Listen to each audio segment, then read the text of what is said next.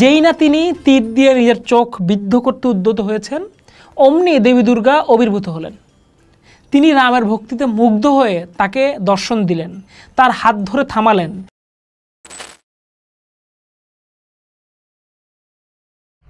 শিউলি ফুলের গন্ধ, আকাশে পেজা তুলার মতো মেঘ আর কাশবনের দোলা, এই সব কিছুই জানান দেয় যে মা আসছেন। কিন্তু আমরা যে দুর্গা পূজা করি তাকে শারদীয়া বলা হলেও এর আরেক নাম অকাল বোধন। অকাল মানে অসময়। প্রশ্ন জাগে, কেন এই পূজা অসময় হচ্ছে? এর উত্তর লুকিয়ে আছে হাজার হাজার বছর পুরানো এক মহাকাব্য, রামায়ণের পাতায়।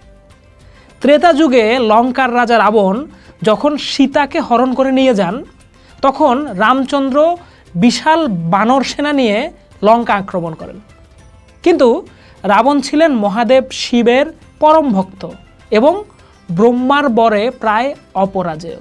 যুদ্ধের এক পর্যায়ে রামচন্দ্র বুঝতে পারলেন সাধারণ শক্তি দিয়ে রাবণকে পরাজিত করা প্রায় অসম্ভব। তখন দেবগুরু বৃহস্পতি এবং স্বয়ং ব্রহ্মা রামকে পরামর্শ দেন দেবী দুর্গার পূজা করার জন্য। দেবী হলেন আদিশক্তি, মহামায়া। তার আশীর্বাদ ছাড়া এই অসাধ্য সাধন করা সম্ভব নয়।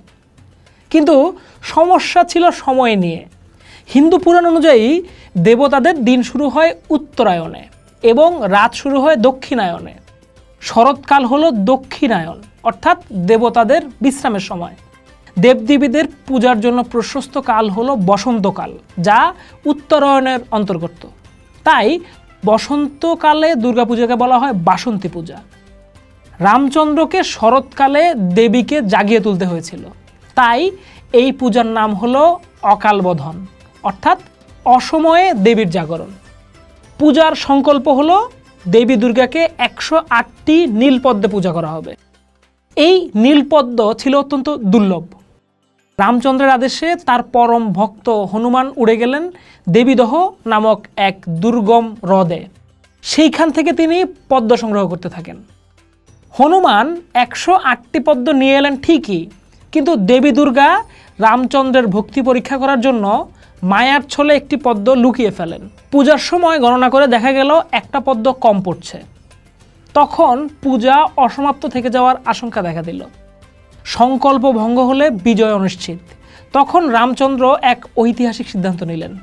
লোকে তাকে কমল নয়ন বা রাজীব লোচন বলে ডাকত, অর্থাৎ তার চোখ দুটি ছিল পদ্মের মতো সুন্দর। তিনি ভাবলেন নিজের একটি চোখ উপড়ে নিয়ে দেবীর চরণে অর্পণ করবেন এবং 108টি পদ্মের সংকল্প পূর্ণ করবেন। যেই না তিনি তীর দিয়ে নিজের চোখ বিদ্ধ করতে উদ্যত হয়েছেন, অমনি দেবী দুর্গা আবির্ভূত হলেন। তিনি রামের ভক্তিতে মুগ্ধ হয়ে তাকে দর্শন দিলেন, তার হাত ধরে থামালেন এবং বরদান করলেন যে রাবণের বধ অবিসম্ভাবী। এই পৌরাণিক কাহিনীটি বাংলায় শারদীয় দুর্গাপূজার মূল ভিত্তি। কৃত্তিবাসী রামায়ণে এই গল্পটি অত্যন্ত সুন্দরভাবে বর্ণনা করা হয়েছে, যা বাঙালির মনে গেঁথে গিয়েছে। এর মূল তাৎপর্য হলো চরম সংকটের মুহূর্তে নিয়ম বা প্রথার বাইরে গিয়েও যদি শুদ্ধ চিত্তে শক্তির আরাধনা করা হয়, তবে অসম্ভবকেও সম্ভব করা যায়। রামচন্দ্রের এই পূজা দেখিয়েছিল যে ভক্তির শক্তি শাস্ত্রের চেয়েও বড় হতে পারে। আজও দুর্গাপূজায় ষষ্ঠীর সন্ধ্যায় কল্পারম্ভের পর বেলগাছের তলায় দেবীর বোধন হয়। এই বোধন সেই অকাল বোধনেরই প্রতীক, যা আমাদের মনে করিয়ে দেয় অশুভ শক্তির বিনাশের জন্য যে কোনো পরিস্থিতিতেই ঈশ্বরের কৃপা লাভ করা সম্ভব। এবছরের দুর্গাপূজায় আমরা অনেক দুর্গাপূজার অনুষঙ্গ নিয়ে আলাপ করছি।